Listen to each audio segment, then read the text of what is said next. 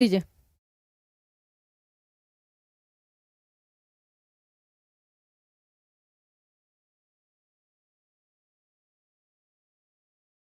Hello friends, very good afternoon. आप सभी का बहुत बहुत स्वागत है।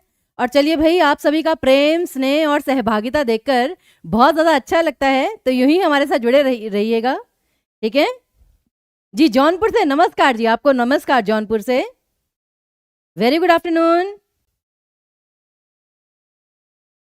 देखिए भाई, तैयारी जो है फास्ट करनी है। मैं आप सभी बच्चों को बता दूं कि टीचिंग परीक्षा पे अगर आप देखेंगे यूट्यूब चैनल पर, लिटरेचर हो, एससीईआरटी, एनसीईआरटी हो, ग्रामर हो, आपको हर एक विषय पूरी व्याख्या के साथ यहाँ पर मिल जाएगा। वो तो अभी हम दोबारा से बहुत सारे टॉपिक्स करवा रहे हैं आपके रिवीजन के लिए, लेकिन आप चिंता मत करिए। अगर आप जैसे थोड़ा सा एडवांस चल रहे हैं, थोड़ा जल्दी आपको तैयारी करनी है, तो आप पुराने जो वीडियोज हैं वो भी देख सकते हैं। ओके। और आज भी हमारा बहुत इंपॉर्टेंट टॉपिक है। और फ्रेंड्स याद रखिएगा, आज मतलब क्वेश्चंस ही क्वेश्चंस हैं। थ्योरी बीच में बस थोड़ी बहुत आपको बतानी है, लेकिन आज क्वेश्चन से भरपूर है ये वाला सेशन फ्रेंड्स। तो जल्दी से लाइक और शेयर कर दीजिए। ठीक है। और आई गेस आपको पता होगा, जो टीचिंग परीक्षा के टेलीग्राम चैनल से जुड़े हुए हैं, ठीक है ना, उनको अच्छे से पता होगा कि जो पीडीएफ है कल वाली वो शेयर हो चुकी है, तो उसको देखिएगा। और आई गेस देख चुके होंगे, तो अभी ये वाले प्रश्न करने हैं। पहले कल जो हमने भाषा उपभाषा की थी फ्रेंड्स, बहुत इंपॉर्टेंट टॉपिक था, आप सभी जानते हैं, हम आपको करवा चुके हैं प्रीवियस ईयर के क्वेश्चंस। तो पहले उन पर क्वेश्चंस होंगे। मैं आपको देखिए दिखा देती हूँ आज का शेड्यूल। उपभाषा और बोलियों से संबंधित प्रश्न, सबसे पहला काम आज हमारा ये होगा फ्रेंड्स। दूसरा क्या होगा, काल विभाजन विभिन्न साहित्यकारों के अनुसार। ये तो 10-15 मिनट का काम है मुश्किल से, कि जैसे रामचंद्र शुक्ल जी के अनुसार क्या विभाजन था, काल विभाजन, ग्रियर्सन के अनुसार क्या काल विभाजन था। तो दूसरा हमारा काम ये होगा। और तीसरा हमारा काम होगा इसी से संबंधित और प्रश्न करना। तो सभी बच्चे तैयार हैं? तो जल्दी से लाइक और शेयर कर दीजिए। जितेंद्र जी, क्यों नहीं होगा सिलेबस? आप एक बात बताइए। यूट्यूब पर सारा वो थोड़ा ना करना है, कोर्स में तो हम करवा ही रहे हैं। यूट्यूब पर तो आपकी प्रैक्टिस होती रहती है। अगर आप कहेंगे, मैं तो आपको साथ ही साथ मॉक टेस्ट पेपर भी करवा दूं, मुझे क्या है। ठीक है जी। टेस्ट बिल्कुल मिलेगा कुलदीप जी। इस सेशन के बाद आपको टेस्ट भी मिलेगा, मॉक टेस्ट पेपर का लिंक। तो चलिए फिर प्रारंभ करते हैं। समय बहुत ही कीमती है, लेकिन आपको सभी को याद होगा ये वाला क्वेश्चन हमने कल किया था। सभी बच्चे ध्यान से देखिए एक बार, कि भंवर गीत, प्रिय प्रवास, कीर्तिलता, प्रबंध चिंतामणि और मधुमालती, कि ये किस किस भाषा में लिखी गई थी। इसमें एक छोटा सा करेक्शन है फ्रेंड्स, और मैं आपको बता देती हूँ कि वो करेक्शन क्यों है। लेकिन पहले आप इसका आंसर बताइए जल्दी से सभी बच्चे। ठीक है।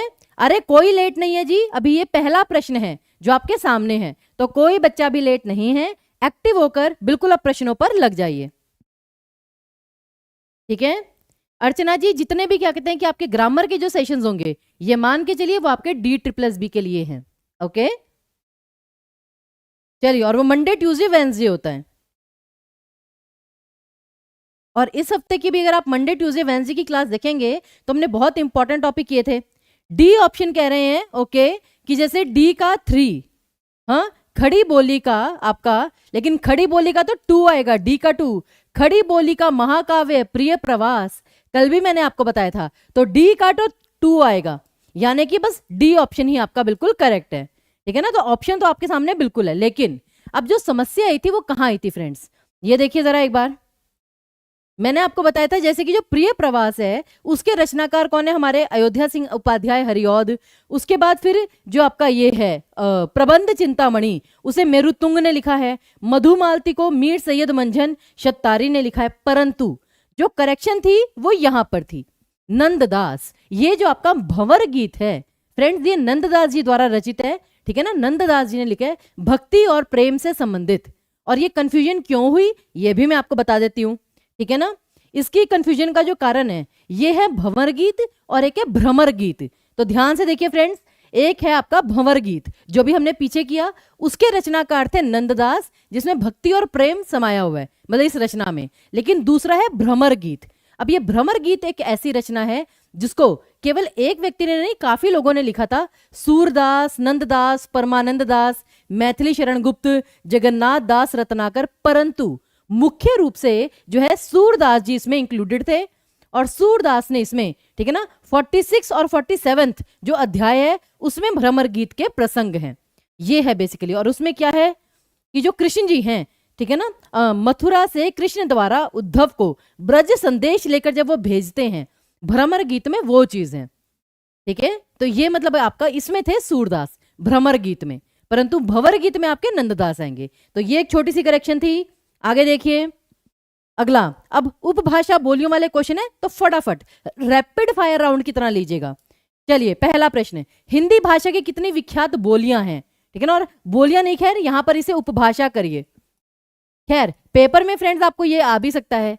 वैसे तो बोलियां जो है वो कितनी है बोलियां, अगर मैं बोलियों की बात करूं, हिंदी भाषा की कितनी विख्यात बोलियां हैं वो भी बताइए, और यहां पर खैर उपभाषा है तो वो भी बताइए, दोनों जल्दी जल्दी। अर्चना जी देखिए, जहां तक DT+B जो 20 मार्क्स वाला पेपर है उसमें तो सिर्फ व्याकरण आएगा, लेकिन अगर आप DT+B दूसरे पेपर्स वगैरह की बात करेंगे तो उसमें आपका लिटरेचर भी आ सकता है, ठीक है ना, PGT वगैरह लेवल की बात करेंगे तो। अब यहां पर 18 बिल्कुल सही। देखिए उपभाषा तो 5 है, ठीक है ना, ये तो आपका बिल्कुल सही है, लेकिन बोलियां कितनी आपकी 18, ये भी आपका बिल्कुल सही है, वेरी गुड। और 5 उपभाषाएं कौन सी हैं, राजस्थानी, पश्चिमी, पूर्वी, पहाड़ी, बिहारी। कितनी कितनी बोलियां हैं इनमें, राजस्थानी में 4, पश्चिम में तो बहुत सारी हैं, पूर्वी में 3, पहाड़ी में 2, बिहारी में 3। तो इस प्रकार से मगही, मैथिली, भोजपुरी, ठीक है ना, पूर्वी में अवधी, बघेली, छत्तीसगढ़ी, इस प्रकार से आपको पूरा याद रखना है। अगला, उत्तर प्रदेश में कौन सी भाषा नहीं बोली जाती। याद है फ्रेंड्स, कल जब मैं आपको बोलियों वाले क्षेत्र बता रही थी, यूपी तो उसमें सबसे टॉप लेवल पे था कि ये वाली बोली भी यूपी में बोली जाती है, ये भी यूपी में बोली जाती है, ये भी यूपी में बोली जाती है, लेकिन इन चारों में से कौन सी नहीं बोली जाती, जल्दी से बता दीजिए। हाँ जी, सभी बच्चे फटाफट इसका आंसर बताएंगे। यूपी में कौन सी भाई ये बोली नहीं बोली जाती है, डी ऑप्शन बिल्कुल सही, पहाड़ी। अरे भैया पहाड़ी यूपी में कहां से बोली जाएगी, ठीक है ना, वहां पे ब्रज भाषा, कन्नौजी, अवधी, ये सारी बोली जाती हैं। अगला, हिंदी भाषी राज्यों के अंतर्गत कौन सा राज्य नहीं आता, जल्दी से बताइए। हिंदी भाषी राज्यों के अंतर्गत कौन सा राज्य नहीं आता, कौन बच्चा बताएगा सही उत्तर। मैंने कहा ना आज क्वेश्चन है, सबसे ज्यादा क्वेश्चंस हैं आज, क्योंकि मेन आपको यही रहता है मैम क्वेश्चंस करवाइए। तो जी बिल्कुल प्रस्तुत है आपके सामने क्वेश्चंस, डी ऑप्शन कह रहे हैं, ठीक है ना। तो महाराष्ट्र, तो देखिए करेक्ट ऑप्शन आपका वही है, महाराष्ट्र में मराठी बोली जाती है, बाकी सब में कुछ कुछ एरियाज में हिंदी बोली जाती है। आगे देखिए, जयपुरी का स्थानीय नाम क्या है, ये आपको आ सकता है पेपर में, बिल्कुल आ सकता है। और हम काल विभाजन की भी थ्योरी अभी हमें करनी है, तो सीरीज मैंने आपको बता दी है। जो बच्चे बाद में ज्वाइन किए हैं उनको मैं बता दूं, पहले हम कल वाला जो टॉपिक था उपभाषा और बोलियां, उनके कुछ प्रैक्टिस क्वेश्चन कर रहे हैं जस्ट एक फॉर रिवीजन के लिए, और उसके बाद फिर काल विभाजन करना है और उसके भी क्वेश्चन। जी पूजा जी बिल्कुल, तो इसमें क्या आएगा, मराठी नहीं, जयपुरी का आएगा आपका ढूंढाड़ी, ठीक है ना, ढूंढाड़ी, और नाम से ही याद आता है राजपुताना टाइप। अगला, कौन सी बोली बिहार की नहीं है, जल्दी से बता दीजिए फटाफट। ये तो रैपिड फायर राउंड है, इसमें कोई रुकना है ही नहीं है, रुकना ही नहीं है, जल्दी जल्दी करना है। ओके तो करिए सभी बच्चे।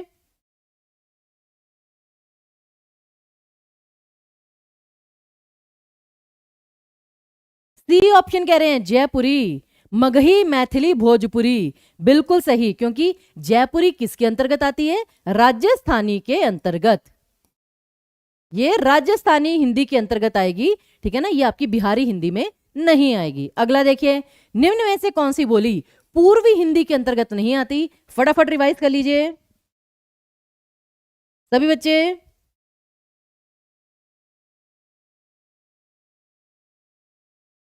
क्योंकि काल विभाजन में आपको थोड़ा सा ध्यान देना पड़ेगा, तभी हम आदिकाल भक्तिकाल अलग से प्रारंभ कर पाएंगे।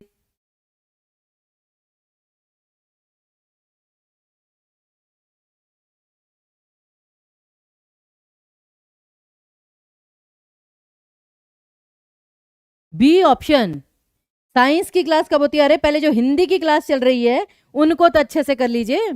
अच्छा वैसे ये बताइए, ये हिंदी भाषी राज्यों में कुल मिलाकर कितने राज्य आते हैं अप्रोक्सीमेटली, हिंदी भाषी राज्यों में कुल मिलाकर कितने राज्य आते हैं, कुल राज्य हिंदी भाषी राज्य, मोटे तौर पर कुल हिंदी भाषी राज्य? जल्दी से बता दीजिए फ्रेंड्स। जी, मैथिली, मगही, भोजपुरी ये बिहारी हिंदी में आएगी। इसका सही उत्तर आपका मगही, बिल्कुल, क्योंकि अवधी, बघेली और छत्तीसगढ़ी ये आपकी पूर्वी में आएंगी। और खैर ये बताइए, कुल हिंदी भाषी राज्य कितने हैं? राज्य पूछा है मैंने। अरे कभी आप DSSB की पूछती हैं, कभी आप मतलब एसटेट की पूछती हैं। सबसे पहले आपको पता है क्या करना चाहिए? पेपर स्पेसिफिक नहीं, टॉपिक स्पेसिफिक देखिए। जैसे सुपर टेट का सिलेबस क्या है? पूरी की पूरी ग्रामर और ये लिटरेचर भी आएगा बेसिक। तो मैं तो पहले वो साहित्य करवा रही हूं जो हर पेपर में आता है। चलिए, 9 राज्य, बिल्कुल सही शिवम जी, वेरी गुड। 9 राज्य हैं कुल मिलाकर फ्रेंड्स, जिसमें आपका जैसे कहते हैं उत्तर प्रदेश, उत्तराखंड, बिहार, झारखंड, मध्य प्रदेश, छत्तीसगढ़, राजस्थान, हरियाणा और हिमाचल प्रदेश, और साथ में दिल्ली आता है। ठीक है ना? बिल्कुल 9 हिंदी भाषी राज्य हैं फ्रेंड्स, बिल्कुल सही। अगला देखिए, निम्न में से किसका संबंध पैशाची से है? अब ये भूत पिशाच नहीं, ठीक है ना, वो आगे देखिए, किसका संबंध पैशाची से है? जल्दी से बता दीजिए। अरे कोई बात नहीं रंजन जी, कोई लेट नहीं हुए सच। अभी हमें मुख्य वाला जो विषय है वो करना है, अभी प्रारंभ करना है, तो जल्दी से।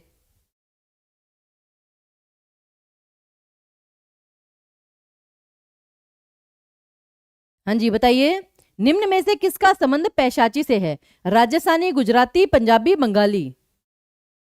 चलिए जी, सी ऑप्शन कह रहे हैं, जो बिल्कुल सही है। पैशाची में आपका पंजाबी और लहंदा। आगे देखिए, खड़ी बोली किस अपभ्रंश से विकसित हुई है? जल्दी से बता दीजिए। खड़ी बोली किस अपभ्रंश से विकसित हुई है? याद है वो आपका शॉर्ट सेनी, मागधी, अर्धमागधी, उसमें कौन कौन से आते हैं? कैटेगराइजेशन, वर्गीकरण, तो बताइए उसके अकॉर्डिंगली।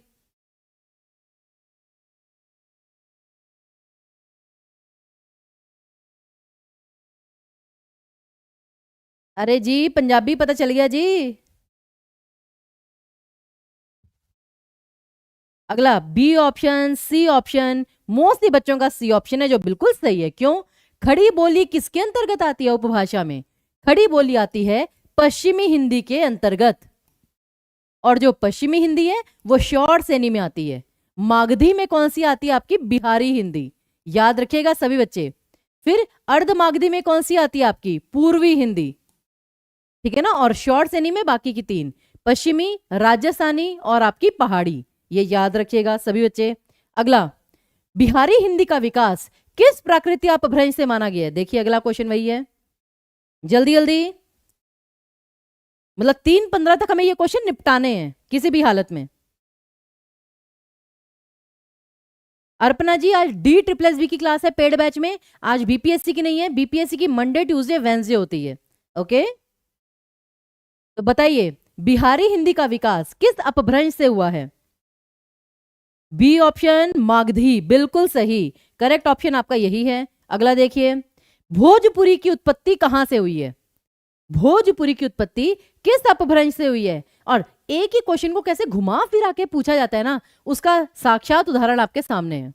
एक ही क्वेश्चन को कभी इधर कान ऐसे पकड़ लिया, कभी कान टेढ़ा पकड़ लिया, कभी कान खींच के पकड़ लिया, लेकिन उत्तर वही है आपका। तो जल्दी से, भोजपुरी बोली की उत्पत्ति कहां से हुई है? तो वही है, बस कंफ्यूज नहीं होना है, आंसर सारे वही हैं, क्वेश्चन सारे वही आते हैं घुमा फिरा कर। बी ऑप्शन कह रहे हैं मागधी अपभ्रंश, बिल्कुल सही, करेक्ट। अगला देखिए, ग्वालियर की बोली कौन सी है? अब ऐसे क्वेश्चन आ जाते हैं आपको और यहां समस्या आ जाती है, और इसीलिए मैंने कल आपको जो क्षेत्र बताए थे उसका मैंने आपको PDF भी शेयर किया है फ्रेंड्स। जिन बच्चों को नहीं पता, टीचिंग परीक्षा के टेलीग्राम चैनल पर जो कल मैंने आपको विषय बताया था कि हर क्षेत्र में कौन कौन सी बोली बोली जाती है, उसका PDF शेयर हो चुका है, तो उसका पूरा पूरा लाभ उठाइए। चलिए,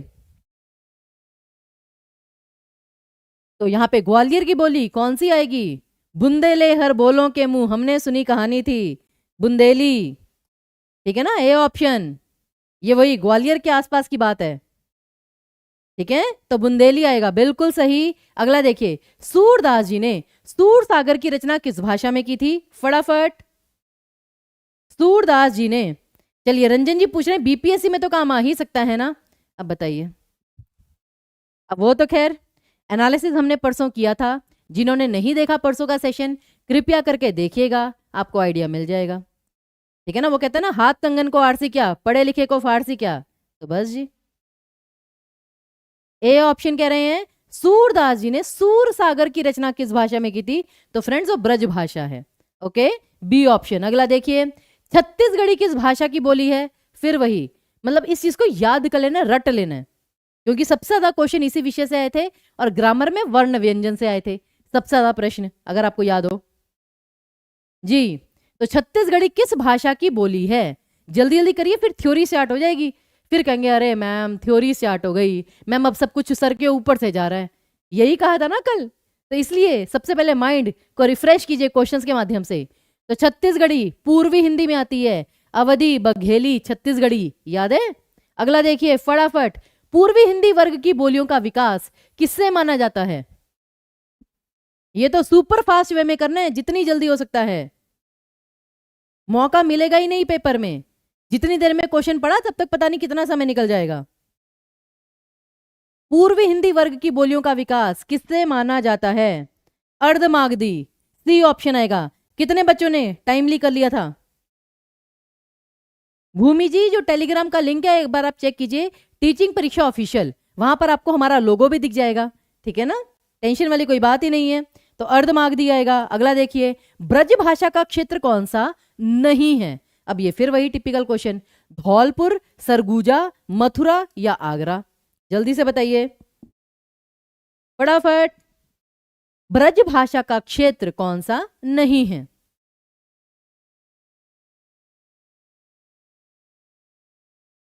और सच बताऊं तो एक दो एरियाज तो मुझे भी नहीं पता थे, ठीक है ना, क्योंकि थोड़ा सोशल स्टडीज ने हाथ स्टार्टिंग से थोड़ा सा कमजोर रहा था जी।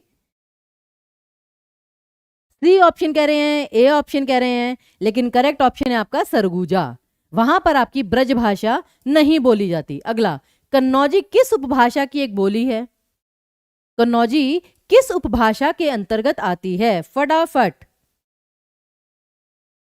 पश्चिमी, पूर्वी, राजस्थानी या बिहारी।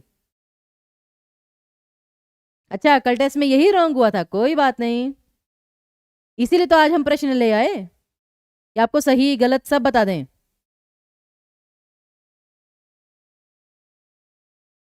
तो कन्नौजी किस उपभाषा की एक बोली है, आपको याद होगा, खड़ी बोली, कन्नौजी, वो सब सारा का सारा किस में आ रहा था आपका, पश्चिमी हिंदी में, खड़ी बोली, हरियाणवी, दक्षिणी, सारा का सारा पश्चिमी में, सबसे ज्यादा बोलियां इसी की हैं। अगला, रामचरितमानस की भाषा क्या है, पेपर में आ सकता है, जितना अभी चल रहा है जरूर आ सकता है, तो साहित्य, इससे संबंधित साहित्य जरूर करिएगा फ्रेंड्स, ठीक है ना। अच्छा, वैसे कितने बच्चों को याद है अवधी, अवधी भाषा का दूसरा नाम कौन सा था, जल्दी से बताइए, अवधी भाषा का दूसरा नाम कौन सा था, जल्दी से बताएंगे बच्चे जी। व्याकरण की क्लास आपकी मंडे, ट्यूसडे, वेंसडे 3 दिन होगी, बिल्कुल चिंता मत कीजिए, और अगर आपके कोई फेवरेट टॉपिक है तो जरूर बताइएगा। लेकिन जो मेरा सबसे फेवरेट टॉपिक है, जो पेपर में बहुत ज्यादा आया था, इस पे कर्म का फल पड़ रहा है, इस पे क्रिया का फल पड़ रहा है, वो था क्रिया, क्रिया, कर्म, कर्ता, जिस पर आपके कारक, समास सब कुछ आधारित है, अकर्मक क्रिया, सकर्मक क्रिया सब कुछ आधारित है। मंडे को आपका वही टॉपिक होगा, कुछ भी हो जाए, ठीक है, आप देख लीजिएगा पेपर में सबसे ज्यादा वही क्वेश्चन आए थे। और देखिए, मैं मंडे को आपको ये दिसंबर में बीपीएससी में जो क्वेश्चन आए थे वो भी करवाऊंगी, जिससे आपको पता चले वो कितना इंपॉर्टेंट टॉपिक है, ठीक है। कौसली, बिल्कुल सही, इसका नाम था कौसली, कौशल राज्य की कौसली, और रामचरितमानस की भाषा है अवधी, ये तो कहने की जरूरत ही नहीं है। अगला, इनमें से कौन सी राजस्थान की बोली नहीं है, फटाफट, शिवम जी वाच्य पढ़ा दीजिए। बिल्कुल, ये जो मैं कर्ता, कर्म, क्रिया पढ़ा रही हूं, ये किस लिए पढ़ा रही हूं, इसीलिए क्योंकि वाच्य में भी आपको क्या करना है, वाच्य में भी आपको एक ही काम करना होता है, कर्ता पहचानना है, कर्म पहचानना है और क्रिया पहचाननी है, अल्टीमेटली यही है वाच्य में। तो मैं इसीलिए कह रही हूं, वाच्य हो, समास हो, कारक हो, जिसके सबसे ज्यादा प्रश्न आए थे फ्रेंड्स, वो सारे के सारे 3 चीजों पर आधारित हैं, एक आपका कर्ता, एक आपका कर्म और एक आपकी क्रिया। तो ये जो 3 चीजें हैं आपकी, देखिए कितने सारे विषय से ये मतलब प्रभावित होते हैं, एक तो क्रिया, अकर्मक क्रिया, सकर्मक क्रिया, फिर आपका कारक, फिर आपका समास, फिर आपका वाच्य, फिर आपका लिंग वचन भी, ठीक है ना, लिंग वचन भी इस पर आधारित होता है कुछ कुछ। तो इतने सारे विषय केवल इन 3 चीजों पर आधारित हैं। तो ये 3 चीजें साधनी है मंडे को। ओके, चलिए आगे देखिए। अब राजस्थानी बोली कौन सी नहीं है? तो मेवाती, मालवी, मारवाड़ी, लेकिन बुंदेली नहीं। बुंदेली आपकी दूसरी भाषा। आगे देखिए जी, रस, अलंकार और काव्य गुण और दोष ये सारा एक साथ करवाएंगे, ठीक है ना, क्योंकि क्या है कि जैसे एक एक दिन के आगे पीछे करवाएंगे, क्योंकि ये सारे आपस में रिलेटेड हैं। तो ये वाला हफ्ता तो फिलहाल इसको दीजिए, मतलब नेक्स्ट वाला जो है। अब निम्न में से कौन सा युग्म गलत है, जल्दी से बताइए। प्रकार बहुत पूछे थे ना, वही रीना जी, वही तो मैं कह रही हूं, प्रकार बहुत ज्यादा पूछे थे। तभी तो जब मैंने आपको छंद करवाया था, तो छंद में मैंने कहा था कि इस बार पूछा तो 2 ही प्रकार बताइएगा, मात्रिक और वर्णिक, दैट्स इट। चलिए, निम्न में से कौन सा युग्म गलत है? ऐसे भी क्वेश्चन आए थे पेपर में, देखा था आपने, समास का भी और वो रचनाकारों का भी, ठीक है ना, ये वाला क्वेश्चन आया था। तो बी ऑप्शन कह रहे हैं संगीता, प्रीति, पूनम, हाँ जी, शिवम जी, कंचन, गणेश, वेरी गुड, देते रहिए आंसर। तो यहाँ पे भोजपुरी पूर्वी हिंदी में, ना ना ना भैया, ये तो बिहारी में ही आएगा। तो करेक्ट ऑप्शन आपका सी ऑप्शन है, क्योंकि जो भोजपुरी है वो बिहारी में आएगी, बिल्कुल सही। अगला देखिए, खड़ी बोली का प्रथम महाकाव्य तो आपको बहुत अच्छे से पता होगा। खड़ी बोली का प्रथम महाकाव्य कौन सा था? बार बार ये क्वेश्चन घूम फिर के आ ही जाता है, जल्दी से बता दीजिए। जिन बच्चों को नहीं पता वो नोट कर लीजिएगा। खड़ी बोली का प्रथम महाकाव्य,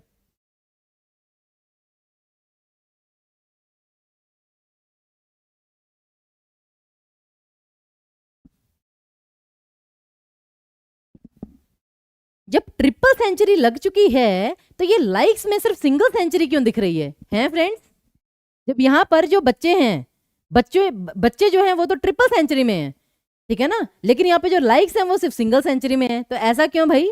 जरा प्यार से लाइक और शेयर कर दीजिए। और यहाँ पे खैर प्रिय प्रवास आपका बिल्कुल सही उत्तर है। अगला देखिए, फिर निम्न में से पश्चिमी हिंदी की बोली कौन सी नहीं है? अब इसका उत्तर दीजिए। पश्चिमी हिंदी की बोली कौन सी आपकी नहीं है? ब्रजभाषा, बुंदेली, कन्नौजी या मगही?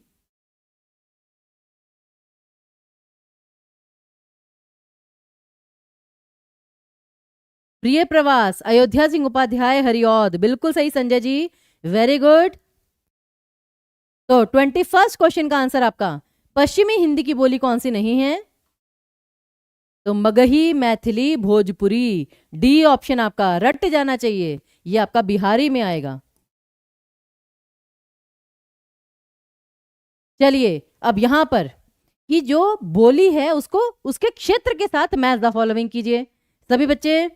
और आई गेस ये आखिरी क्वेश्चन है उपभाषा बोली का, फिर हम थ्योरी पर आएंगे काल विभाजन की। जल्दी से सॉल्व करेंगे सभी बच्चे।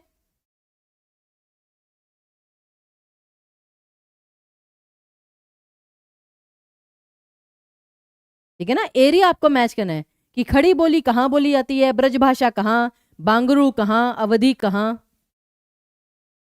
तो और एक भी क्षेत्र अगर आपको सही पता चल गया तो सही उत्तर तक आप पहुंच सकते हैं। 22 का सी ऑप्शन कह रहे हैं। चलिए देखते हैं भाई, खड़ी बोली का एरिया कहाँ कह रहे हैं? आगरा। चलिए जी, देखते हैं कितना करेक्ट आंसर है आपका, सी ऑप्शन। तो यहाँ पे नहीं, खड़ी बोली का आपका कौन सा आ रहा है? बिजनौर। खड़ी बोली का बिजनौर आ रहा है। दूसरा फिर बी का 3 ब्रज भाषा का आपका आगरा आ रहा है, ठीक है ना। फिर बांगड़ू, यानी कि बांगरू कौन सी वो थी? हरियाणा। तो हरियाणा में कौन सी बोलिए, हरियाणवी, सॉरी, तो हरियाणवी जो है, ठीक है ना, वो तो आपकी हरियाणा यहाँ करनाल में बोली जाएगी, करनाल, सोनीपत। और अवधि सुल्तानपुरी। तो इस प्रकार से ये आपका मैच है, ठीक है जी। पूर्वी हिंदी में वो आती है आपकी अवधी, बघेली और छत्तीसगढ़ी, बुंदेली नहीं। बुंदेली बोली ग्वालियर में जाती है, क्योंकि क्या ना, देखिए ये पूरा राज्य विशेष नहीं है, एक राज्य में कितनी सारी बोलियां बोली जाती हैं, तो बुंदेली फिर आपकी वहां पे नहीं आएगी। आगे देखिए, अब अब आते हैं फाइनली जो हमारा आज का मेन मुद्दा है, तो कहते हैं ना मुद्दे की बात पे आते हैं, काल विभाजन। क्योंकि हमारा आदिकाल भक्ति काल वो सब यहीं से प्रारंभ होगा। तो जो काल विभाजन है फ्रेंड्स, उसमें मतलब जैसे सबसे पहले गार्ड तासी, आप सभी को उनका नाम पता ही है, उन्होंने फ्रेंच भाषा में इतिहास तो लिखा था लेकिन काल विभाजन का प्रयास नहीं किया था, ठीक है ना। काल विभाजन का प्रयास सबसे पहले, ठीक है ना, और सबके विभिन्न मत रहे हैं।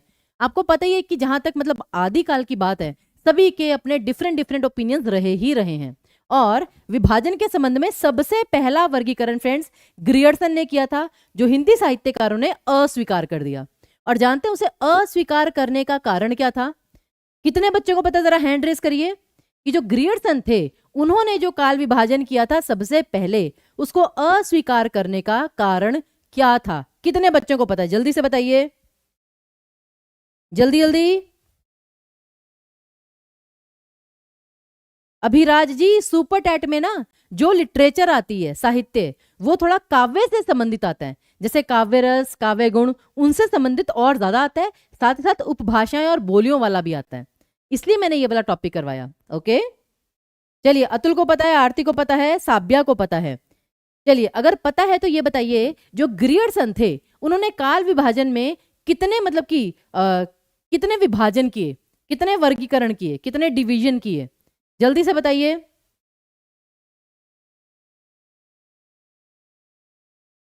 तो मैं आप सभी बच्चों को बता दूं, जो ग्रियर्सन थे बेसिकली उन्होंने जो काल विभाजन किया वो 11 अध्यायों में किया। 11 अध्याय थे कुल मिलाकर।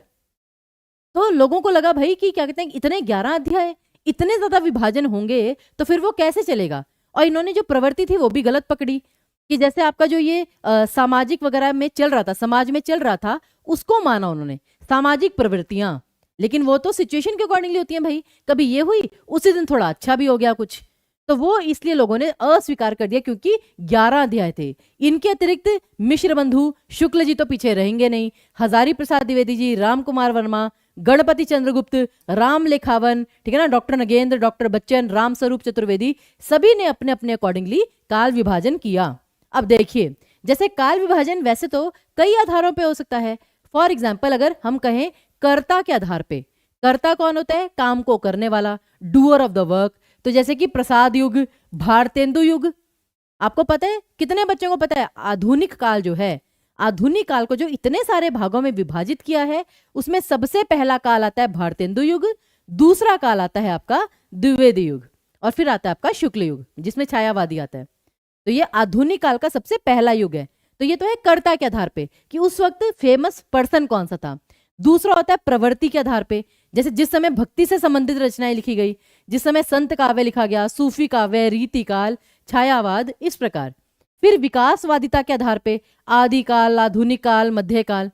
और सामाजिक और सांस्कृतिक घटनाओं के आधार पे राष्ट्रीय धारा, स्वातंत्र्योत्तर धारा। तो इस प्रकार से मतलब ऐसे ऐसे वर्गीकरण हो सकते थे। लेकिन अब जैसे कि हमारे जो शुक्ल जी हैं, शुक्ल जी ने किस आधार पर प्रथम काल को वीर गाथा काल कहा? कितने बच्चों को पता है? पूजा जी, फर्स्ट टू फिफ्थ के लिए जो ये काल विभाजन है वो तो उतना महत्वपूर्ण नहीं रहेगा, लेकिन अभी जो हम आगे करने वाले हैं कि इस काल को ये नाम दिया, वो इंपॉर्टेंट है। और उपभाषाएं, ये दो चीजें पीआरटी के लिए भी इंपॉर्टेंट हो सकती हैं, कि किस काल को क्या नाम बता ये दिया। जी, इसका जो पीडीएफ है सरिता जी, बिल्कुल कोशिश पूरी रहेगी कि टेलीग्राम पे भिजवा दिया जाए। ओके, चलिए, ए ऑप्शन कह रहे हैं जो बिल्कुल सही है, ऐतिहासिक सामाजिक वास्तविकता के आधार पर। अब आदिकाल को वीर गाथा काल नाम रामचंद्र शुक्ल जी ने क्यों दिया? याद है आदिकाल में क्या था? रासो साहित्य। रासो साहित्य में क्या था कि जो जैसे राजा जाते थे युद्ध पर तो उनके गुणगान किए जाते थे कि भाई महान है राजा, ये तो युद्ध जीत कर ही आएंगे, आप तो इस प्रदेश की शान है, आन है, बान है। तो मतलब उनके जैसे कहते हैं कि राजा जो थे वो उन चारण, इसे चारण काल क्यों कहा जाता है? आदिकाल को, आदिकाल को चारण काल भी इसीलिए कहा जाता है। चारण वो लोग थे जो कि राजा के दरबार में उनके दरबारी ही होते थे, ठीक है ना, और वो युद्ध पर जाते समय सेना और राजा का गुणगान करते थे, उन्हें मोटिवेट करते थे। तो ऐसे ऐसे करके ये नाम पड़े, और इसमें युद्धों का वर्णन है, तो इसलिए ऐतिहासिक सामाजिक वास्तविकता के आधार पर। अगला देखिए, सर्वप्रथम साहित्य की समय सीमा का निर्धारण करने वाले विद्वान कौन थे फ्रेंड्स? जल्दी से बताइए। ये टेलीग्राम टीचिंग परीक्षा के नाम से ही है, आप टीचिंग परीक्षा सर्च करेंगे आपको ये लोगो दिख जाएगा। ओके, सभी बच्चे ट्राई करेंगे फटाफट।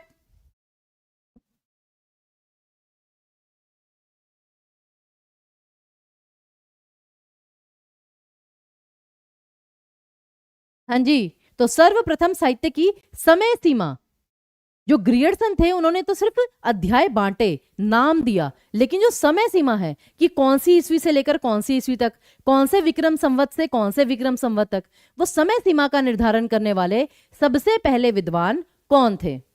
जल्दी से जी, चारण काल ग्रियर्सन ने कहा था, बिल्कुल सही कहा आपने। चलिए, तो इसका जो उत्तर है वो है आपका मिश्र बंधु। मिश्र बंधु वो व्यक्ति थे जिन्होंने सबसे पहले समय सीमा का निर्धारण किया। चलिए, अब आते हैं जो विभिन्न कालखंडों के नाम, ये मैंने आपको पहले भी बताए हुए बहुत बार, आगे भी डिटेल में थोड़ा बताएंगे, लेकिन मेन चीज आपको जो याद रखनी है, जो आपका पीआरटी के लिए भी इंपॉर्टेंट हो सकता है, कि जैसे आदि काल के इतने सारे नाम, कि उसको बीज वपन काल किसने कहा, उसको सिद्ध सामंत युग किसने कहा, उसको आदि काल किसने कहा, चारण काल किसने कहा, वीर गाथा काल किसने कहा, ये बहुत महत्वपूर्ण है, पेपर में बहुत बार आता भी है। ठीक है, बीपीएससी में भी आएगा, सुपर टेट में आ सकता है। ठीक है, एक बार को। चलिए, अब इसमें आगे देखते हैं, बाकी ये भी सारे आदिकाल के ही नाम हैं, आदिकाल के नाम ये मैं लिख देती हूं यहां पर। अब जैसे कि जय काव्य काल रमाशंकर शुक्ल ने कहा, वीर काल विश्वनाथ प्रसाद मिश्र जी ने कहा, चारण काल ग्रियर्सन ने, अच्छा राम कुमार वर्मा ने संधि काल और चारण काल दोनों कहा। अब आगे देखिए, अब जैसे कि ये है कि वीर गाथा काल को चारण काल का नाम किसने दिया? उत्तराखंड टेट में आया हुआ है, सोचिए जी। क्या बात है संगीता जी, बिल्कुल क्लियर बता दिया, बहुत अच्छी बात है जी। कल वाली जो सेशन था उसका पीडीएफ मिल चुका है ऑलरेडी, हम आज ही इस सेशन से बहुत पहले जो कल वाली क्लास है उसका पीडीएफ शेयर कर चुके हैं। आप टीचिंग परीक्षा के टेलीग्राम चैनल पर तो जाइए, सब सुविधाएं अवेलेबल है। कोई बात नहीं संजय जी, कोई बात नहीं। तो चारण काल आपको पता ही है ग्रियर्सन ने कहा था, करेक्ट ऑप्शन आपका। ठीक है ना, और देखिए जॉर्ज अब्राहम ग्रियर्सन ने केवल चारण काल कहा था, राम कुमार वर्मा ने संधि काल और चारण काल दोनों कहे थे। ठीक है, डन है यहां तक।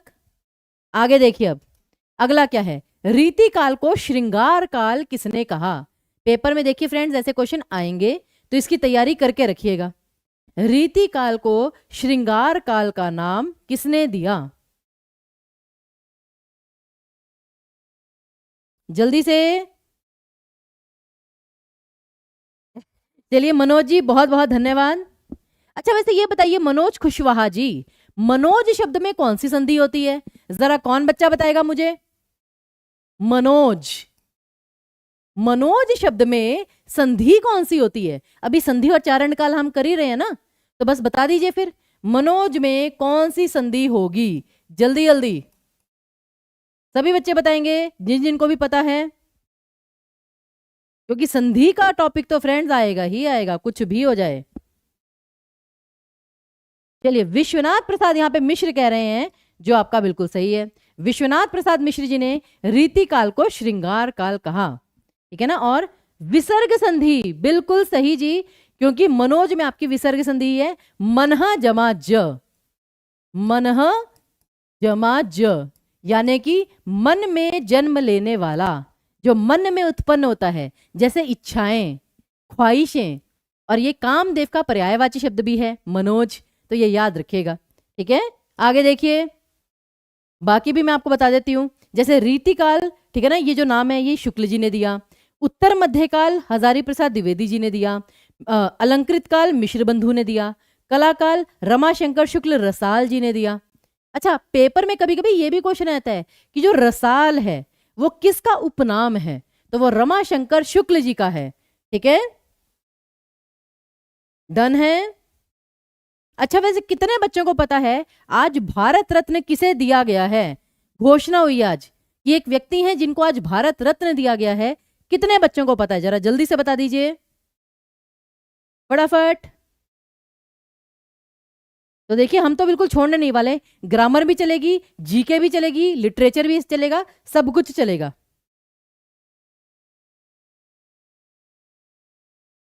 अच्छा, समास भी बता दिए हैं, बहुव्रीहि, क्या बात है, बहुत अच्छी बात है जी। गुण संधि नहीं, विसर्ग संधि है।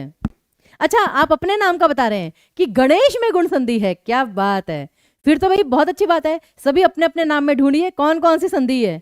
जी बिल्कुल, हाँ जी संजय जी, बिल्कुल सही उत्तर आपका। आज लाल कृष्ण आडवाणी जी को भारत रत्न देने की घोषणा की गई है, बिल्कुल सही कहा आपने। चलिए जी आगे देखते हैं। अब हिंदी के प्रमुख इतिहासकारों द्वारा किए गए काल विभाजन, अब ये हमें देखना है, थोड़ी सी थ्योरी और उसके बाद फिर अभ्यास प्रश्न। थोड़ी सी थ्योरी है फ्रेंड्स, और वो भी थ्योरी भी क्या, सिर्फ टेबल्स हैं, टेबल्स आपको देखने हैं और कुछ नहीं। अब सबसे पहले फ्रेंड्स दो प्रकार के थे आपके काल विभाजन।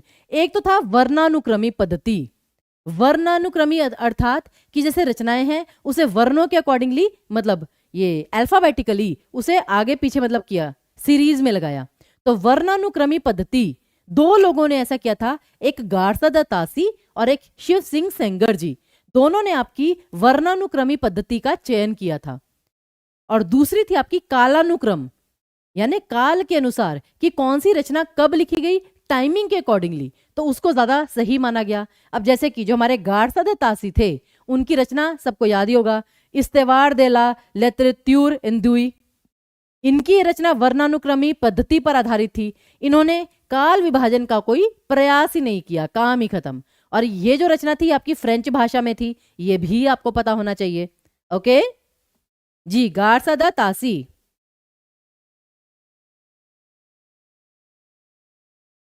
अरे जी, अब जरूरी नहीं है कि हर एक व्यक्ति के नाम में संधि हुई हो, मैंने कहा है, ठीक है ना, कि जैसे अब हर कविता में अलंकार हो ना हो, ठीक है ना, लेकिन काव्य रस अवश्य होता है। उसी प्रकार हर एक के नाम में संधि हो ना हो, अर्थ अवश्य होता है। ओके, अब जैसे मेरा नाम है ईशा, जरूरी थोड़ी ना संधि होगी ही होगी, जब संधि नहीं है तो नहीं है भैया, हम सिंगल पीस हैं, ईशा, काम ही खत्म। आगे देखिए, हाँ जी, तो इन्होंने काल विभाजन का कोई प्रयास नहीं किया। दूसरे थे वर्णानुक्रमी पद्धति के ही शिव सिंह सेंगर, और इनकी रचना कौन सी थी, इनके नाम से ही शिव सिंह सरोज, याद है ना, शिव सिंह सरोज, और ये भी वर्णानुक्रमी पद्धति पर आधारित थी। इन्होंने भी काल विभाजन का कोई प्रयास नहीं किया। लेकिन हमारे रामचंद्र शुक्ल जी कहाँ पीछे रहने वाले हैं, ऐसी कोई भी बात है जिसमें उन्होंने अपनी टांग ना अड़ाई हो। उन्होंने ये शिव सिंह सेंगर है, इसे एक वृत्त संग्रह कहकर पुकारा। शिव सिंह सरोज को उन्होंने वृत्त संग्रह कहकर पुकारा था। ओके, ठीक है जी। अरे अरे, अब संधि को थोड़ा सा साइड में करिए भैया, और यहां पर आइए काल विभाजन पर, ठीक है जी। सरिता तो नदी को कहेंगे, पर्यायवाची। आगे देखिए, अब अगला आता है दूसरी पद्धति, कालानुक्रम। कालानुक्रम मतलब काल के अनुक्रम के अनुसार, कि जैसे जैसे जोन सी रचना जब लिखी गई उस टाइम के अकॉर्डिंगली उसे विभाजित किया गया, तो ये बिल्कुल सही था। और इसके पहले इतिहासकार थे जॉर्ज अब्राहम ग्रियर्सन, इसीलिए उन्होंने किया, जॉर्ज अब्राहम ग्रियर्सन, और उन्होंने पहली बार काल विभाजन का प्रयास किया था, जिसमें 11 अध्याय थे। ये थी वो बात जो मैं आपको बता रही थी, तो 11 अध्याय थे। और उनकी पुस्तक कौन सी थी, the modern vernacular literature of Hindustan, ये तो सभी को पता ही है जी, the modern vernacular literature of Hindustan. और हमारे शुक्ल जी यहां भी नहीं रुके, उन्होंने इस रचना को बड़ा कवि वृत्त संग्रह कहा। शिव सिंह सरोज को वृत्त संग्रह और इसे बड़ा कवि वृत्त संग्रह कहा। बताइए, पीछे नहीं हटने वाले थे। अब यहां पर ये जो 11 अध्याय थे, उन्होंने हर एक कालखंड को व्यक्त किया, और इसकी आलोचना इस आधार पे की जाती है, इस विभाजन की, कि भाई इसमें वैज्ञानिकता का अभाव है, इतनी ज्यादा संख्या नहीं होनी चाहिए। और वो 11 कौन कौन से थे, चारण काल, 15वीं शती का धार्मिक पुनर्जागरण, जायसी की प्रेम कविता, ब्रज का कृष्ण संप्रदाय, मुगल दरबार, फिर तुलसीदास, फिर रीति काव्य, फिर तुलसी के अन्य प्रवर्ती, फिर 18वीं शताब्दी, फिर कंपनी के शासन में हिंदुस्तान, और महारानी विक्टोरिया के शासन में हिंदुस्तान। ये उनके 11 अध्याय थे। अब आपको चिंता मत करिए, ये सारे याद नहीं करने हैं, ये सारा कुछ याद करने की जरूरत नहीं है, सिर्फ एक बार नजर घुमाकर देख लीजिए, दैट्स इट। सिर्फ ये याद कर लीजिए कि हाँ कुल मिलाकर 11 अध्याय थे, दैट्स इट, इतना आपके लिए पर्याप्त है। ठीक है जी। अर्थ की दृष्टि से जितेंद्र जी केवल 2 प्रकार के शब्द होते हैं, सार्थक और निरर्थक।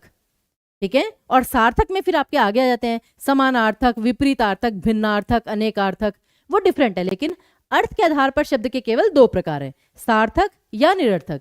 सार्थक जिनका कोई अर्थ है, निरर्थक जिनका कोई अर्थ नहीं है, दैट्स इट। डन है, यहां तक सभी बच्चों को क्लियर है? चेक कर लीजिए भाई। जॉर्ज अब्राहम ग्रियर्सन का जो काल विभाजन था 11 अध्यायों वाला। अगला देखिए, अगला था मिश्र बंधुओं का काल विभाजन, और उनकी पुस्तक का नाम क्या था? मिश्र बंधु विनोद। ये तो आई गेस सभी को पता ही है, ठीक है ना। और मिश्र बंधु कितने भाई थे? कितने बच्चों को याद है? मिश्र बंधु जो थे उनकी विशेषता ये थी कि वो हर रचना ग्रुप में लिखते थे, वो भाई थे, लेकिन कुल कितने भाई थे? जल्दी से बता दीजिए। मिश्र बंधु फटाफट।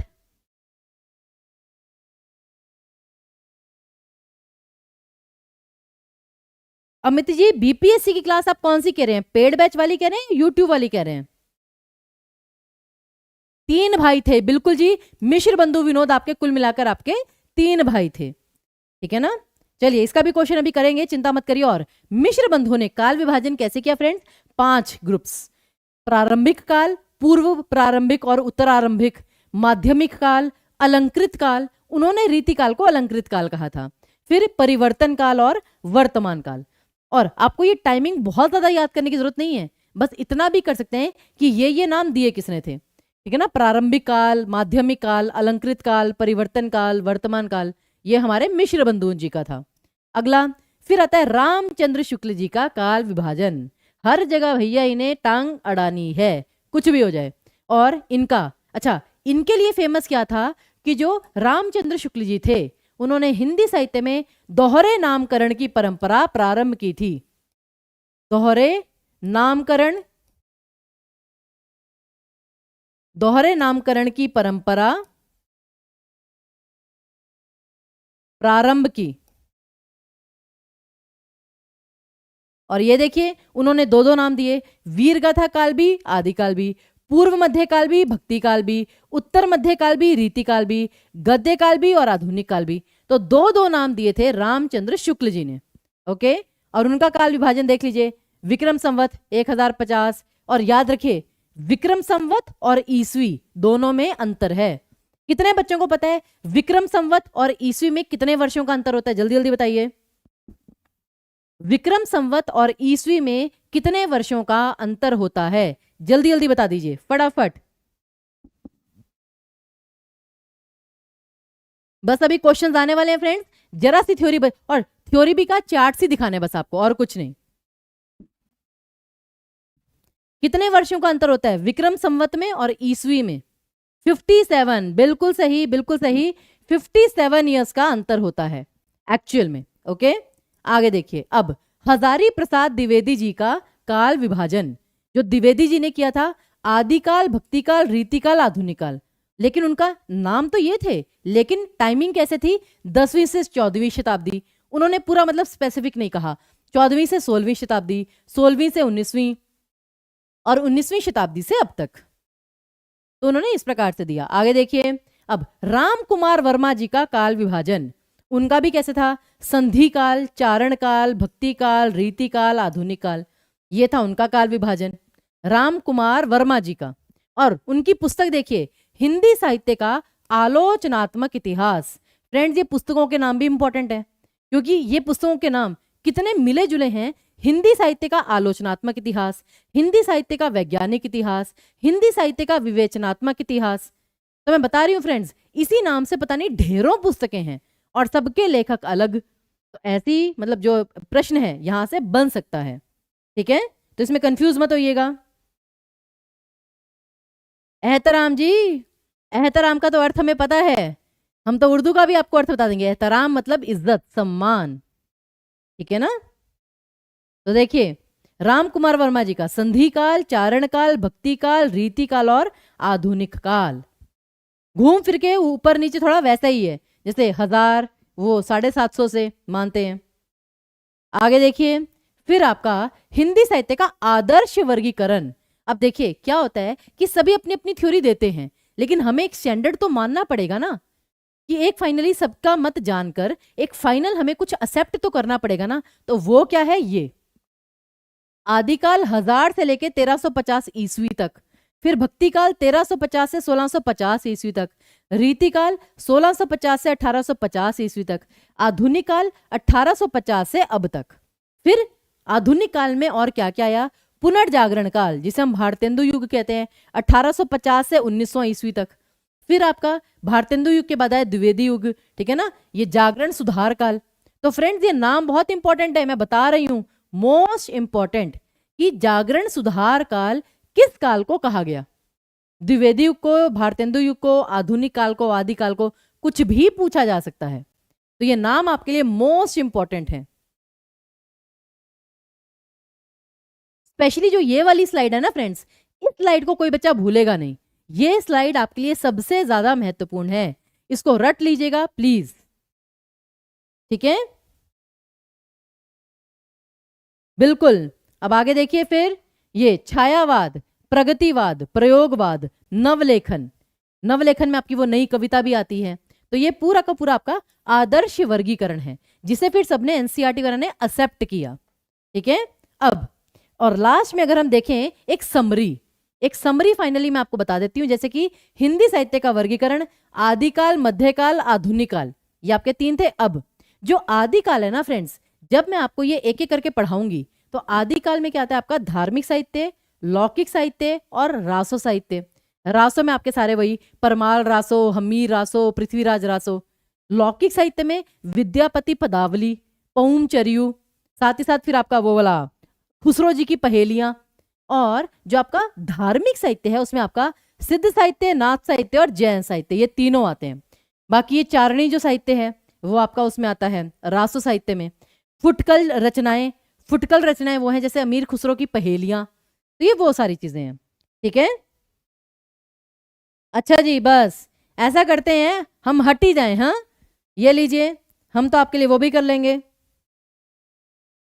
ये लीजिए फ्रेंड्स, चेक कर लीजिए सभी बच्चे, डन है, बता दिए भाई, डन लिख दीजिए। ऐसा ना हो कि मैं साइड में खड़ी रहूं, आप बस स्क्रीनशॉट लेते रहें। डन लिख दीजिएगा कि मैम डन। तो देखिए, मैडम तो आपके लिए पूरी पूरी जानकारी लेकर आती ही रहती है, आपको भी पार्टिसिपेट करना है। तो जल्दी से बता दीजिए, हुआ नहीं हुआ, डन और नॉट, डन। चलिए जी, बहुत अच्छी बात है फ्रेंड्स। चलिए जी, बिल्कुल बिल्कुल बिल्कुल, अब हमें आगे भी पढ़ना है, ठीक है। चलिए अब, और बाकी तो ये फिर डिटेल में कराएंगे। अब जैसे भक्ति काल है, इसमें आपका क्या क्या था, निर्गुण भक्ति धारा, सगुण भक्ति धारा, ज्ञप्त। उसके बाद फिर आपके आधुनिक काल में ये सारे थे। उसी प्रकार से हम आगे बढ़ते हैं। और फिर गणपति चंद्रगुप्त। अब जैसे राम कुमार वर्मा का था हिंदी साहित्य का आलोचनात्मक इतिहास, इनकी पुस्तक का नाम था हिंदी साहित्य का वैज्ञानिक इतिहास। यही मैंने कहा, ये पुस्तकों के नाम जो है ना भैया, क्या बताएं। तो हिंदी साहित्य का वैज्ञानिक इतिहास गणपति चंद्रगुप्त जी द्वारा लिखा गया था, ठीक है ना। ये देखिए 1965 में। और इन्होंने केवल 3 बांटे, प्रारंभिक काल, मध्यकाल, आधुनिक काल, पूर्व मध्यकाल, उत्तर मध्यकाल। तो बिल्कुल जैसे कहते हैं प्रॉपर वे में उन्होंने किया, गणपति चंद्रगुप्त जी ने, ठीक है। और साथ ही साथ अब इन्होंने और क्या क्या नाम दिया उसे, जो हमारे गणपति चंद्रगुप्त थे। प्रारंभिक काल को उन्मेष काल कहा, जिसमें धार्मिक रास काव्य, संत काव्य था। मध्यकाल को उन्होंने विकास काल कहा, ठीक है ना। आधुनिक काल से आगे फिर ये सारे उन्होंने डिवीजन किए, भारतेंदु युग, द्विवेदी युग, छायावादी, प्रगतिवादी, प्रयोगवादी। तो ये गणपति चंद्रगुप्त जी ने बहुत डिटेल में किया फिर उसे। उसके बाद देखिए अगला, राम लेखावन पांडे। राम लेखावन पांडे, अच्छा, इनके यहां पर सबसे महत्वपूर्ण चीज क्या है फ्रेंड्स, नोटिस करिए, स राम लेखावन पांडे जी का स से प्रेम, संक्रमण काल, संयोजन काल, संवर्धन काल, संचयन काल, संबोधित काल और संचरण काल। तो जहां पर भी आपको ये स दिख जाए ना, स, तो वहां पर याद रखिए राम लेखावन पांडे जी आएंगे, काम ही खत्म। इतना याद करने की जरूरत ही नहीं है। जहां पर भी आपका ये स के नीचे हलंत आ गया ना, तो मान लीजिए राम लेखावन पांडे जी द्वारा वो वर्गीकृत है। ठीक है, बिल्कुल। अरे पूनम जी, अगर आप स्क्रीनशॉट लेते रहेंगे तो पढ़ेंगे कब? इसकी पीडीएफ आप सभी को मिल जाएगी टेलीग्राम पे, चिंता क्यों करते हैं। अनुप्रास अलंकार, बिल्कुल जी, देखिए अलंकार बता दिया। ठीक है, राम लेखावन पांडे, बिल्कुल। आगे देखिए, अब हिंदी साहित्य लिखने का कालक्रम पेपर में यह भी पूछा जाता है किसने कब कब लिखा। तो जैसे कि गारसदा तासी ने सबसे पहले लिखा, वही इस्तेवार दला लेतरात्यूर इंदुई हिंदुस्तानी फ्रेंच भाषा में, हिंदी साहित्य के पहले इतिहासकार 1839। फिर लिखा मौलवी करीमुद्दीन ने, ठीक है ना, तजकिरा ए शुअराई। फिर लिखा शिव सिंह सेंगर जी ने, शिव सिंह सरोज।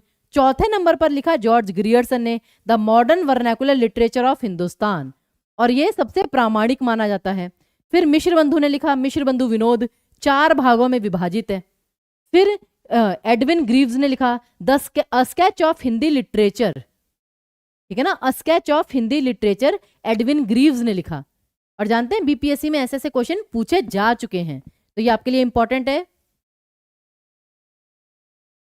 अच्छा, लेखावन नहीं, Khelawan, okay okay okay okay, Khelawan, Ram Khelawan, sorry, चलिए खेला हो गया, सॉरी हमने भी खेला कर दिया। अब एफ ई के महोदय ने लिखा a history of Hindi literature, ये है a sketch of Hindi literature, ये है a history of Hindi literature. इसमें भी देखिए स्केच और हिस्ट्री दोनों में कितना मामूली सा अंतर है नाम में, और बंदा बिल्कुल बदल जाता है, ये बात है। फिर रामचंद्र शुक्ल में हिंदी साहित्य का इतिहास, ओके। आगे देखिए फिर और सारी पुस्तकें कौन कौन सी है। हजारी प्रसाद द्विवेदी जी की 3 पुस्तकें, हिंदी साहित्य की भूमिका, हिंदी साहित्य का आदिकाल, हिंदी साहित्य उद्भव और विकास, इनकी 3 रचनाएं थी। फिर राम कुमार वर्मा का हिंदी साहित्य का आलोचनात्मक इतिहास, धीरेन्द्र वर्मा जी का हिंदी साहित्य का बृहत इतिहास, फिर डॉक्टर नगेंद्र हिंदी साहित्य का इतिहास। तो कहने का मतलब है ये सीरीज वाइज आपको दिया है टाइमिंग के अकॉर्डिंगली, कि आपको थोड़ा सा आइडिया रहे, ओके। तो थ्योरी फ्रेंड्स यहीं तक थी। अब आते हैं क्वेश्चंस पर फाइनली, आखिरी के 10-12 क्वेश्चन है, जल्दी से कर लीजिए, ठीक है। जितेंद्र जी आप कह रहे हैं किसके अनुसार काल विभाजन आता है। अब सबसे पहली बात तो जो मैंने अभी आपको आदर्श विभाजन दिखाया, ठीक है ना, हिंदी साहित्य का आदर्श काल विभाजन, आप वो आंसर लिखेंगे। और अगर किसी पर्टिकुलर पर्सन के रिगार्डिंग पूछ लिया फिर वो आपकी किस्मत, तो उसके लिए मैंने पूरा यहां पर डिटेल आपको दी हुई है, ठीक है। आगे देखिए अगला, अब अगला, अच्छा अभी और भी पुस्तकें हैं। राम स्वरूप चतुर्वेदी जी हिंदी साहित्य और संवेदना का विकास, बच्चन सिंह जी हिंदी साहित्य का दूसरा इतिहास, डॉक्टर मोहन अवस्थी हिंदी साहित्य का अद्यतन इतिहास, बाबू गुलाब राय हिंदी साहित्य का सुबोध इतिहास। तो मतलब देख रहे हैं एक ही नाम से कितनी सारी डिफरेंट पुस्तकें, थोड़े बहुत चेंजेस के साथ। चलिए तो फाइनली अब आखिरी के 10-12 क्वेश्चंस पर आ जाते हैं और आज का सेशन समाप्त करते हैं। तो बताइए आदिकाल को सिद्ध सामंत युग किसने कहा, फटाफट। आदिकाल को सिद्ध सामंत युग किसने कहा था फ्रेंड, जल्दी से बता दीजिए। और प्लीज लाइक और शेयर कर लीजिए। मॉक टेस्ट पेपर का लिंक अभी आपको यहां पर लाइव चैट में मिल जाएगा, ठीक है।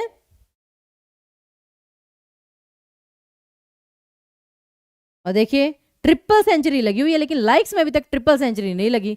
ऐसा क्यों भाई, पसंद नहीं आ रहा क्या पढ़ना, हाँ, या पढ़ाना। तो देखिए फ्रेंड्स मार्च में बीपीएससी ट्री 3.0, उसे मतलब हल्के में मत लीजिए, बहुत अच्छी अपॉर्चुनिटी है, ठीक है ना, बिहार बीपीएससी। चलिए राहुल सांकृत्यायन जी, स से सांकृत्यायन, स से सिद्ध सामंत युग, ऐसे करके भी याद रख सकते हैं, काम ही खत्म। स से सांकृत्यायन, स से सिद्ध सामंत युग, और वो स आ जाए स, तो कौन, राम खिलावन पांडे जी, ओके। आगे देखिए कलाकाल किसे कहा गया है, गद्यकाल, पूर्व मध्यकाल, चारण काल या उत्तर मध्यकाल, फटाफट। हाँ जी, तो बस करते रहिए फिर। वेरी गुड, सभी बच्चे करेंगे। तो कला काल किसे कहा गया है? गद्य काल को, पूर्व मध्यकाल, चारण काल या उत्तर मध्यकाल? सही उत्तर क्या आएगा? साबिया जी, जो मॉक टेस्ट पेपर होता है उसका लिंक आपको यहाँ पर मिलता है। उस लिंक को आपको ओपन करना होता है और आपको 15, 20 या 30 क्वेश्चन मिल जाते हैं यूं ही सॉल्व करने के लिए, चेक करने के लिए कि कितने मार्क्स आए। चारण काल भैया प्लीज कहां पहुंच गए? कला, कला, श्रृंगार, अलंकार, ये सारे आपके उत्तर मध्यकाल, रीति काल के नाम थे। ठीक है ना? तो करेक्ट ऑप्शन आपका डी ऑप्शन आएगा। चारण काल वो है आपका आदिकाल। कहाँ आदिकाल, कहाँ उत्तर मध्यकाल, कहाँ पहला था, कहाँ तीसरे पे पहुंच गए। ठीक है ना? तो वो बात होती है। पूर्व मध्यकाल कौन सा था आपका? भक्ति काल। गद्य काल कौन सा था आपका? आखिरी वाला आधुनिक काल। तो ये सारी चीजें यूं टिप्स पे होनी चाहिए। जितने भी नाम है, अलंकार, श्रृंगार, कला, ये तो मतलब मिलते जुलते हैं। अलंकार क्या होता है? शोभा कारक धर्म। काव्य में हम यही तो पढ़ेंगे। अलंकार, श्रृंगार, कला, रीति, उत्तर मध्यकाल, सारे एक ही नाम है तीसरे काल के। तो नाम यूं टिप्स पे होने चाहिए सभी बच्चों के। ओके, आगे देखिए। हजारी प्रसाद द्विवेदी जी किनके कट्टर विरोधी थे? चलिए जी, कट्टर तो हमने बहुत सारे सुने, अब यहाँ पे कट्टर विरोधी की बात हो रही है, तो बताइए जरा जल्दी जल्दी।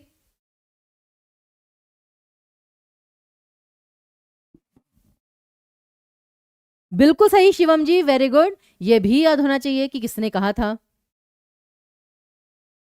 रामचंद्र शुक्ल जी, बिल्कुल सही। रामचंद्र शुक्ल जी के कट्टर विरोधी थे हजारी प्रसाद द्विवेदी जी। एक्चुअली द्विवेदी जी का यह मानना था कि जो रामचंद्र शुक्ल जी हैं, उन्होंने जिस आधार पे काल विभाजन किया ना, वो ग्रंथ ही आधारहीन है। मतलब जिन ग्रंथों को उन्होंने चूज किया है, जिनके अनुसार उन्होंने काल विभाजन किया है, वो ग्रंथ आधारहीन है। तो उस आधार पर हजारी प्रसाद द्विवेदी जी ने रामचंद्र शुक्ल जी की आलोचना की थी। आगे देखिए। हिंदी साहित्य में काल की दोहरी नामकरण परंपरा किसने प्रारंभ की? फटाफट उत्तर दीजिए फ्रेंड्स, जल्दी जल्दी। सही उत्तर क्या आएगा? हिंदी साहित्य में दोहरे नामकरण की परंपरा किसने प्रारंभ की थी? फिर वही व्यक्ति जिसे हर जगह आना होता है, जल्दी से बता दीजिए। अच्छा हाँ, एक और बात फ्रेंड्स, हजारी प्रसाद द्विवेदी जी, जहां पर भी आपको ये नाम आए, हजारी प्रसाद द्विवेदी जी, इनकी जो मुख्य भूमिका रही ना फ्रेंड्स, वो आपकी भक्ति काल में रही। तो जो भक्ति काल के जितने भी कथन है ना, उसमें से आप देखेंगे मोस्टली हजारी प्रसाद द्विवेदी जी के हैं। मतलब बाकी लोगों के भी हैं। चलिए, रामचंद्र शुक्ल जी भैया, इनको तो आना ही है। अगला देखिए। निम्न में से कौन से मिश्र बंधु नहीं है? अब यहां पर आपको तीनों नाम याद हो जाएंगे। निम्न में से कौन से मिश्र बंधु के अंतर्गत नहीं आते? फटाफट बता दीजिए। चलिए जी, बहुत बहुत धन्यवाद। जो आपका स्नेह मिल रहा है, बस यही चाहिए, यही आपका प्रेम और स्नेह मिलता रहे, तो बस हम भी आपके साथ यूं ही लगे रहेंगे। फिफ्थ का ए ऑप्शन कह रहे हैं नंद बिहारी, बिल्कुल सही आंसर, लॉक कर दिया जाए जी। क्योंकि श्याम बिहारी, गणेश बिहारी, सुखदेव बिहारी, ये तीनों आपके मिश्र बंधु थे, परंतु नंद बिहारी नहीं। अगला देखिए। हिंदी साहित्य का इतिहास सबसे पहले किस भाषा में लिखा गया? बिल्कुल फुद्दू क्वेश्चन, जल्दी से बता दीजिए। हिंदी साहित्य का इतिहास सबसे पहले किस भाषा में लिखा गया था फ्रेंड्स? संस्कृत, अंग्रेजी, जर्मन या फ्रेंच? फटाफट।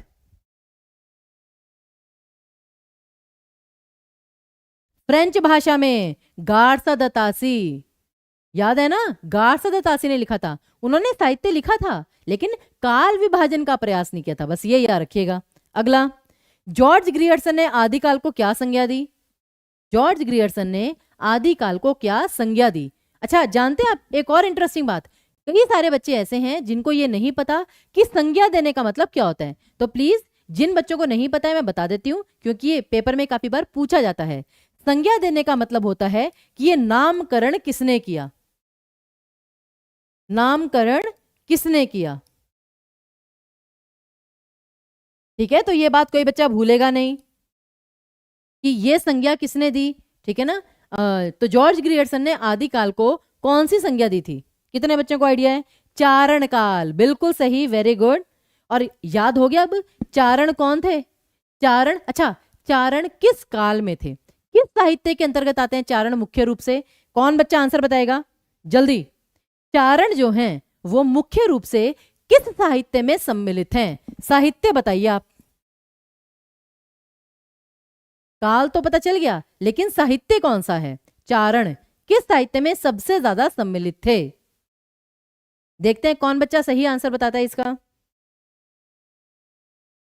क्योंकि हमने बीपीएससी में भी दिसंबर में देखा था, क्वेश्चन जो हैं बिल्कुल अनएक्सपेक्टेड आए थे, इजी भी आए थे, कुछ कुछ डिफिकल्ट भी आए थे, लेकिन सारे बिल्कुल अनएक्सपेक्टेड। जैसे हम इंपॉर्टेंट करते रहते हैं, उन्होंने बेसिक वाले क्वेश्चन पूछ लिए थे, इसके कितने प्रकार हैं, सर्वनाम के कितने प्रकार हैं।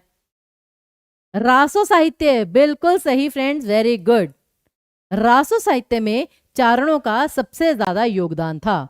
आगे देखिए, गणपति चंद्रगुप्त जी के अनुसार प्रारंभिक काल और मध्य काल में निम्न में से किस प्रकार का काव्य नहीं मिलता? एक्चुअली क्या है फ्रेंड्स, मैं आपको बता देती हूँ। गणपति चंद्रगुप्त जी के अनुसार कुल मिलाकर, ठीक है ना, प्रारंभिक और मध्य काल में 3 प्रकार के साहित्य थे। अब ये 4 में से 3 साहित्य थे, एक नहीं था, वो कौन सा है? अरे आदि साहित्य मत कहिए, रासो साहित्य कहिए।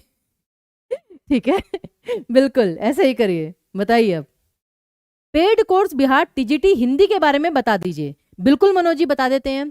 तो बीपीएससी का जो पेड बैच है आपका जो चल रहा है, उसमें अभी तो फिलहाल हम ग्रामर के कई सारे टॉपिक कर चुके हैं, कुछ कुछ ग्रामर के टॉपिक बाकी हैं, और फिर हम लिटरेचर करेंगे।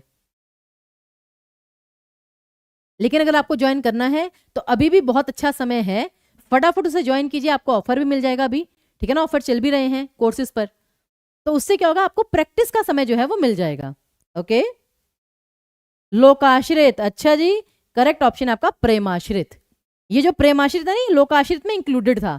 धर्माश्रित, राज्याश्रित और लोकाश्रित, ये 3 प्रकार के साहित्य थे जो गणपति चंद्रगुप्त जी ने बताए थे।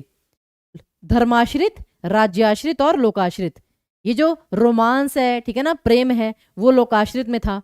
फिर आपका संत काव्य वगैरह धर्माश्रित में थे। राज्याश्रित में आपका सारा आ गया था राजा वगैरह वो सब। आगे देखिए, संत काव्य परंपरा निम्न में से किसके अंतर्गत आती है? जल्दी से, संत काव्य परंपरा किसके अंतर्गत आती है? लोकाश्रित, प्रेमाश्रित, धर्माश्रित, राज्याश्रित? नाम से आइडिया लग जाना चाहिए। बस 2-3 क्वेश्चन फ्रेंड्स, और अभी आपको मॉक टेस्ट पेपर का लिंक जो है मिल जाएगा किसी भी समय, ठीक है ना, किसी भी समय। गणेश जी ने प्रेम नहीं किया ऐसा मत कहिए। देखिए, जिन्होंने इतनी स्टडी की है तो उन्होंने एटलीस्ट, ठीक है ना, स्टडी से ही प्रेम किया है। तो प्रेम का मतलब क्या होता है? वो तो आजकल की जनरेशन है जो हर चीज में कॉमेडी ढूंढती है। नहीं तो प्रेम का अर्थ होता है समर्पण। फिर वो चाहे आप जो ज्ञान है उसे आप समर्पित हो जाएं, या लोक सेवा उसको समर्पित हो जाएं, देशभक्ति उसको समर्पित हो जाएं, वो आपका प्रेम ही कहलाएगा। चलिए जी, तो यहां पर अब आपका करेक्ट ऑप्शन आएगा, ठीक है ना, धर्माश्रित, जो मैंने अभी पीछे बताया था। आगे, अलंकृत काल की संज्ञा किसने दी? फटाफट फ्रेंड्स, अलंकृत काल की संज्ञा किसने दी? जल्दी से बता दीजिए।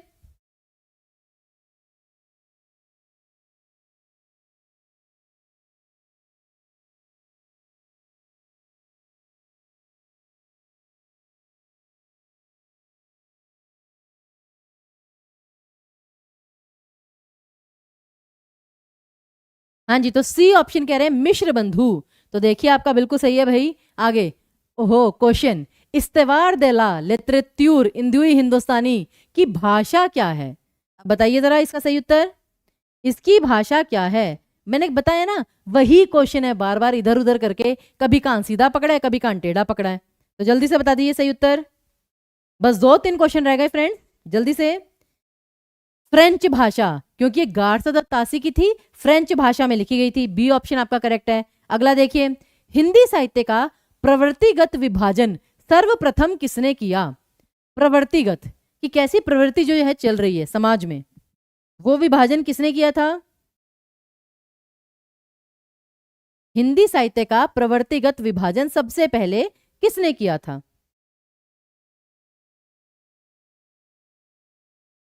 जी अगर कल की पीडीएफ सुमन सक्सेना जी आपको नहीं मिली है तो जरा टीचिंग परीक्षा के टेलीग्राम चैनल पर जाइए, मिल जाएगी आपको। यूट्यूब पर थोड़ी ना पीडीएफ प्रोवाइड करवा देंगे जी, टीचिंग परीक्षा के टेलीग्राम चैनल पर जाइए, वहां पर मिलेगी। ओके, और यहां पर आपका करेक्ट ऑप्शन आएगा, ठीक है ना, ग्रियर्सन की प्रवृत्तिगत आधार पर। याद है जब उन्होंने वो modern vernacular literature of Hindustan में 11 अध्याय लिखे थे, तो वो क्या थी, प्रवृत्ति चल रही थी कि कंपनी के शासन में हिंदुस्तान, फिर रानी विक्टोरिया के शासन में हिंदुस्तान, तो वो प्रवृत्ति चल रही थी। खुसरो जी की पहेलियां, इस प्रकार से रीतिकाल, ये सब। अगला, सच्चे अर्थों में हिंदी साहित्य का प्रथम इतिहास किसे कहा जाता है? जल्दी जल्दी बताइए। सच्चे अर्थों में हिंदी साहित्य का प्रथम इतिहास किसे कहा जाता है? कौन बच्चा बताएगा?